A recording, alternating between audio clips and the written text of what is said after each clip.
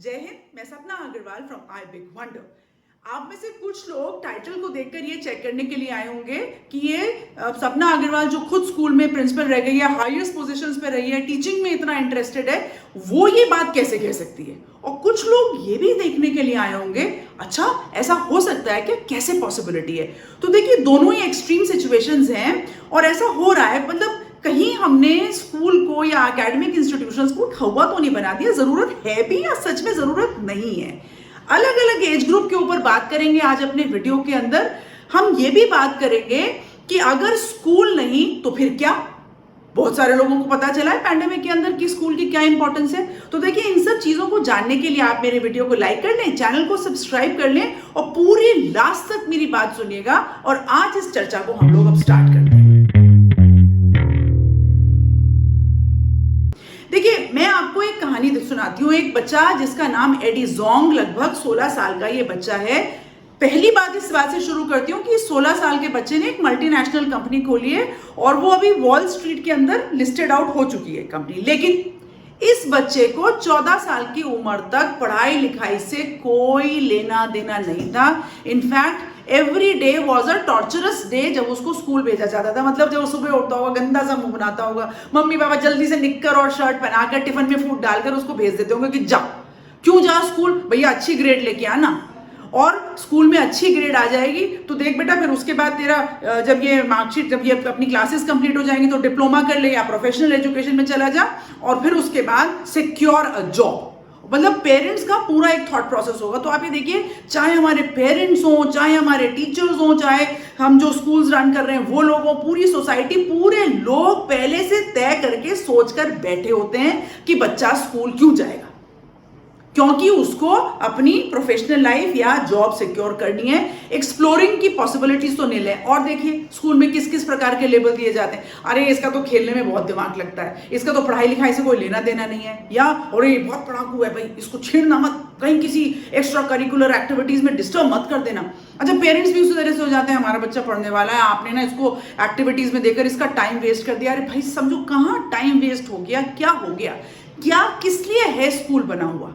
अभी पैंडेमिक के दौरान जिन लोगों ने स्कूल को मिस किया, दो तरह के लोग थे। नंबर एक, उनको कोई फर्क नहीं पड़ रहा था, ना फीस देनी पड़ रही है ना स्कूल भेजना पड़ रहा है। नंबर दो, वो लोग कि भैया फीस ले लो लेकिन हमारा बच्चा, छोटा बच्चा जो पहली बार स्कूल जा रहा था, वो लिखना नहीं सीख पा रहा है, वो बोलना नहीं सीख पा रहा है, उसकी सोशल ग्रोथ नहीं हो रही है, उसका पीयर डेवलपमेंट नहीं हो रहा है, तो इस वजह से वो स्कूल भेजना चाह रहे थे। अच्छा, इन दो के बीच में भी एक वैरायटी थी। ये काम चाहते तो पेरेंट्स अपने आप कर सकते थे, बस मामा को या पापा को उसके साथ बैठना है, पर पेशेंस नहीं है, अपने बच्चे को सिखाने की पेशेंस नहीं। तो क्या किया कि पड़ोस में आसपास जो ट्यूशन टीचर थी उसके पास भेज दिया। अब ट्यूशन टीचर की जितनी लिमिटेशन है उतने वो सिखाएंगे। तो देखिए, ट्यूशन बुरा है या अच्छा है, ट्यूटरिंग अच्छी है बुरी है, कोचिंग, ये बड़ा इंपॉर्टेंट विषय है और इसके ऊपर मैं अलग से कभी वीडियो बनाकर आपके साथ चर्चा करूंगी। लेकिन आज तो हम स्कूल के ऊपर बात कर रहे हैं ना, या एकेडमिक इंस्टीट्यूशंस के ऊपर बात कर रहे हैं कि भाई किस लिए जरूरी है भी या नहीं। क्या इतने बड़े बड़े इंफ्रास्ट्रक्चर बन गए, everybody is forcing, rat race है, कौन सा स्कूल सबसे अच्छा, कैसे स्कूल सेलेक्ट किया जाए, मैं अपने बच्चे को बेस्ट अपॉर्चुनिटी दे रहे हैं कि या नहीं दे रहे हैं। तो ये सारी चीजें हो रही हैं। देखिए, स्कूल के अंदर क्या हो रहा है, every day when the child is spending his और her time in the school, the child is losing intelligence. अब इसके ऊपर तो मेरी ट्रोलिंग होगी होगी। जब मेरा सेंटेंस ये अलग से अगर इसको कैप्चर करके रील में डाला जाए तो ट्रोलिंग होगी होगी बिल्कुल। पर क्यों मैं ये बात आपसे कह रही हूं, क्योंकि एक्सप्लोरिंग की पॉसिबिलिटीज निल हैं। ये जो बच्चा, मैंने एडी जोंग का नाम आपको लिया था ना, 14 साल की उम्र के बाद अचानक से ये कैसे बन गया। 16 साल की उम्र में एक मल्टीनेशनल इसने टेक कंपनी खोल दी। क्या हुआ, इसको एक एनवेलप, एक चिट्ठी मिली और चिट्ठी के अंदर एक लेटर था और उस लेटर में लिखा हुआ था कि उसको एक बिजनेस आइडिया प्रेजेंट करना है और जिसमें 5 महीने का समय है। बड़ा इंटरेस्टेड हुआ वो लेटर देखकर। उसने पेरेंट्स को बोले, छोड़ो पढ़ाई करो, तुम्हारा कहाँ से लेना देना, तुम कौन बिजनेस, हम बिजनेस फैमिली से हम आते नहीं हैं। पर उसको इंटरेस्ट आया था, उसने फोन मिलाया, बातचीत करी, ईमेल भेजा। उन्होंने कहा सबसे पहले द बेसिक क्राइटेरिया इज कि आपको एक टीम फॉर्म करनी पड़ेगी, आप वो टीम फॉर्म करें। इसको करने के लिए 5 महीने का समय है, फिर एक आप आइडिया डेवलप करें और आपका यहाँ पे प्रेजेंटेशन होगा और उसका एक प्राइज बनी है उसके लिए। अब बच्चे को इंटरेस्ट आ गया, उसने अपने जैसे कुछ बच्चों को लेकर एक छोटी सी टीम बना ली और इस टीम के साथ मेंटोरिंग प्रोग्राम था, तो उस टीम के साथ पूरा मंथन चलता रहा। और फाइनल डे पर ये जब प्रेजेंटेशन करने पहुंचे, अब फिल्मों की तरह से आपको लगेगा पर ये प्राइज मनी जीत लाए।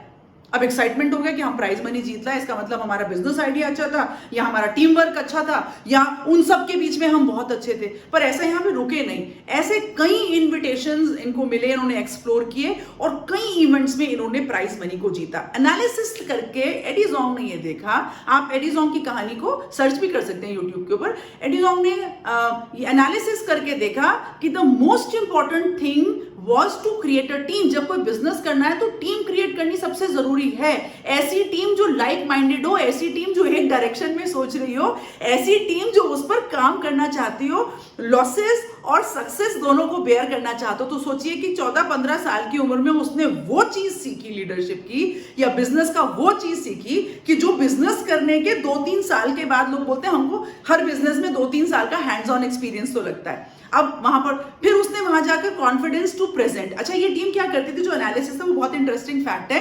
ये लोग क्या करते थे, लोकल जगह से सामान खरीदकर जो इनका बिजनेस आइडिया होता था उसका प्रोटोटाइप बनाते थे। ऐसे ही एक प्रेजेंटेशन के दौरान क्या हुआ कि एडी जोंग को एक व्यक्ति ने कहा कि तुम्हारा आइडिया बहुत अच्छा है और तुम चाहो तो मैं तुम्हारे को कंपनी खोलने में हेल्प कर सकता हूँ। एडी जोंग के मन में भी आया कि भाई एप्पल जैसी कंपनी बनाने का मौका मिल रहा है, बना लें। और शर्त ये थी कि अगर आप कंपनी बनाते तो आइडिया नहीं प्रेजेंट कर सकते। तो उसने कहा कि नहीं, अभी तो मैं आइडिया ही प्रेजेंट करूंगा। तो उसने आइडिया प्रेजेंट करा और आइडिया प्रेजेंट करने के बाद ऑब्वियसली प्राइज मनी जीते होंगे या जो भी कुछ हुआ होगा। खैर इसका अब उसके बाद उन्होंने ये कंपनी खोली एक टाइम का, क्योंकि इतना कॉन्फिडेंस आ गया था, इतना एक्सपीरियंस ले लिया था, प्रोटोटाइप बनाना आ गया था, टीम बनानी आ गई थी, प्लानिंग करनी आ गई थी, प्लानिंग को एग्जीक्यूट करना आ गया था, प्रेजेंटेशन करना आ गया था, आइडियाज को एक्सप्लोर करना आ गया था, मार्केट की नीड क्या है वो समझनी आ गई थी, कैसे डिमांड को पूरा किया जाता है, कहां से इसको प्रोक्योर किया जाएगा, ये सारी चीजें उसने करते करते सीखी थी।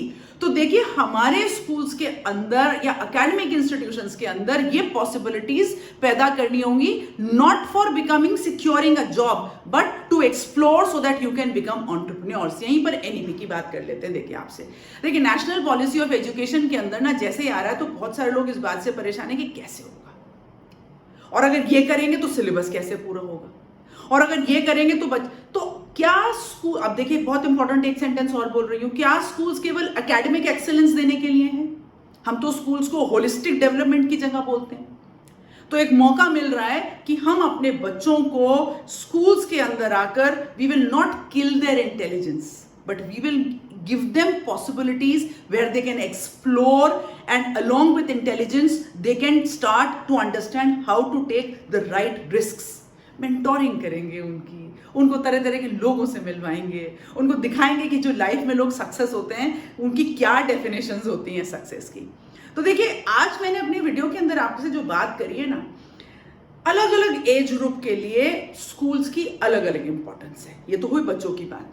अलग अलग लोगों के लिए एकेडमिक इंस्टीट्यूशंस की अलग अलग इंपॉर्टेंस है, जिसमें टीचर्स जुड़ जाते हैं, पेरेंट्स जुड़ जाते हैं, नॉन टीचिंग स्टाफ जुड़ जाता है, स्कूल्स को खोलने वाले लोग जुड़ जाते हैं जो एक इतना बड़ा इंफ्रास्ट्रक्चर खड़ा करते हैं कि हम सारी फैसिलिटीज देंगे। पेरेंट्स को भी यहां पर यह सोचना है कि केवल रिटर्न ऑन इन्वेस्टमेंट नहीं देखना है, कैसे स्कूल सेलेक्ट करें ताकि बच्चे को सही चीजें मिलें। मैंने अपने वीडियो के अंदर आगे फ्यूचर में आने वाली जनरेशन के लिए, यूथ के लिए बहुत ही important messages, secret to their success को डिस्कस किया है। आपको मेरा वीडियो जरूर अच्छा लगा होगा। आप कमेंट बॉक्स में अपने विचार छोड़ें, और अच्छा ना लगा हो तो क्या अच्छा ना लगा ये भी मुझे बताएं, ताकि मैं उस चीज को एक्सप्लोर करूं और आपके साथ फिर एक अच्छा अलग वीडियो बनाकर आपके सामने लेकर आऊं। वीडियो को लाइक करें, चैनल को सब्सक्राइब करें और इसको सबके साथ जरूर शेयर करें। मैं हमेशा बोलती हूं that everybody has a right to say I big wonder. इसी के साथ आज के लिए जय हिंद।